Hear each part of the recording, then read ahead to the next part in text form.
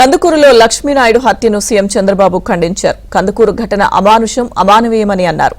నిందితులను కఠినంగా శిక్షిస్తామన్నారు సీఎం చంద్రబాబు. శాంతి భద్రతలపై సీఎం చంద్రబాబు సమీక్ష నిర్వహించారు.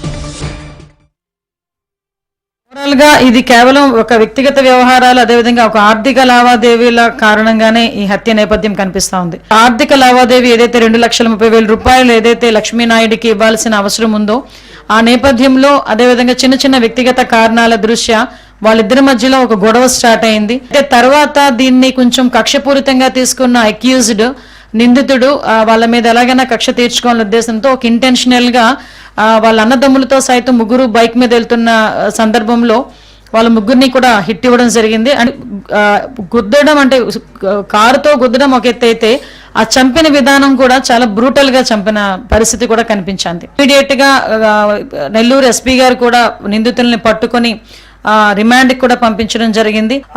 అదే కాకుండా వాళ్ళ తాలూకా ఆస్తులు కూడా కనుక్కొని ఆస్తులను కూడా జప్తు చేయడం కూడా జరిగింది. మంత్రి గారు అందరం కూడా వెళ్ళినప్పుడు కూడా వాళ్ళ భార్య తను ఒకటే కోరుకుంది, నాకు నిందితుడికి శిక్ష పడాలి, ఎట్టి పరిస్థితుల్లోనే నాకు లాంటి పరిస్థితి ఇంకా ఆడదానికి రాకూడదు, అదేవిధంగా చాలా బ్రూటల్ గా చంపారు, అతను ఎట్టి పరిస్థితులను బయటికి రాకూడదు, ఇదే నా కోరికమ్మ, నా పిల్లల్ని ఎలా పెంచుకోవాలో కూడా నాకు అర్థం కావట్లేదు, కొంచెం నాకు సపోర్ట్ చేయండి అన్న ఒకే ఒక పదం ఆ అమ్మాయి కూడా ఉపయోగించింది. ఫాస్ట్ ట్రాక్ కోర్ట్స్ ని దీనికి అప్పగించడం ఈ కేసుని అప్పగించడంతో పాటు ఒక స్పెషల్ పీపీని కూడా ఏర్పాటు చేసి ఈ కేసుని అతి త్వరితగతిన మనకు కన్విక్షన్ కు వచ్చేటట్టుగా చేయటానికి ప్రభుత్వ పరంగా అన్ని చర్యలు కూడా తీసుకోమని గౌరవ ముఖ్యమంత్రి గారు ఆదేశాలు ఇవ్వటం జరిగింది. ఆ ఇద్దరు పిల్లలు, అదేవిధంగా తల్లి అంటే లక్ష్మీనాయుడు భార్యకి వాళ్ళిద్దరు పిల్లలకి కూడా ముగ్గురికి 3 ఎకరాలు అంటే 2 ఎకరాలు పొలముతో పాటు 5 లక్షలు వాళ్ళకి డబ్బులు కూడా ఇవ్వడానికి, ఆర్థిక సహాయం చేయడానికి గవర్నమెంట్ సిద్ధపడింది.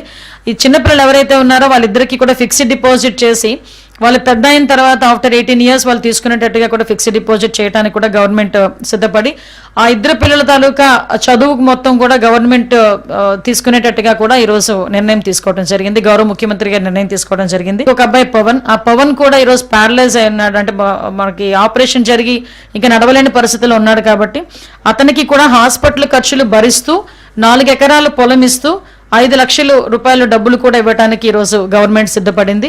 అదేవిధంగా ఇంకొక అబ్బాయి భార్గవ్ ఎవరైతే ఉన్నారో ఆ అబ్బాయికి లెగ్ ఫ్రాక్చర్ ఒకటి అయింది. ఆ అబ్బాయి తాలూకా హాస్పిటల్ ఖర్చులు కూడా గవర్నమెంట్ భరిస్తూ 3 లక్షల రూపాయలు ఆ అబ్బాయికి ఆర్థిక సహాయం చేయడానికి కూడా ఈ రోజు గౌరవ ముఖ్యమంత్రి గారు ఆదేశాలు ఇవ్వడం జరిగింది. పరిస్థితుల నేపథ్యంని బేస్ చేసుకొని చాలా మంది కులాల మధ్యలోనో ప్రాంతాల మధ్యలోనో చిచ్చులు పెట్టడానికి కూడా రెడీ అయ్యే పరిస్థితులు కూడా కనిపిస్తున్నాయి.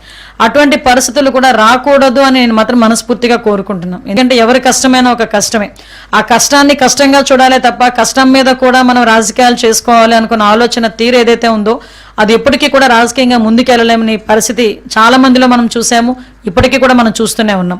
కులాల మధ్యలో చిచ్చు రగల్చాలని చెప్పి ఆలోచన చేసే బ్యాచ్ ఒకవైపు ఉంది, ఇంకొక బ్యాచ్ సోషల్ మీడియాలో రెడీగా ఉందన్నమాట. ఏదో గన్ పట్టుకున్నట్టుగా సోషల్ మీడియాలో నోటికి వచ్చినట్టు ఏది పడితే అది మాట్లాడేసి కులాల మధ్యలోని రెచ్చగొట్టడానికి ప్రయత్నం చేసే సందర్భాన్ని కూడా ఈరోజు మనం చూసాం. బాధితులకి క్యాస్ట్ అవసరం లేదు, క్రిమినల్కి క్యాస్ట్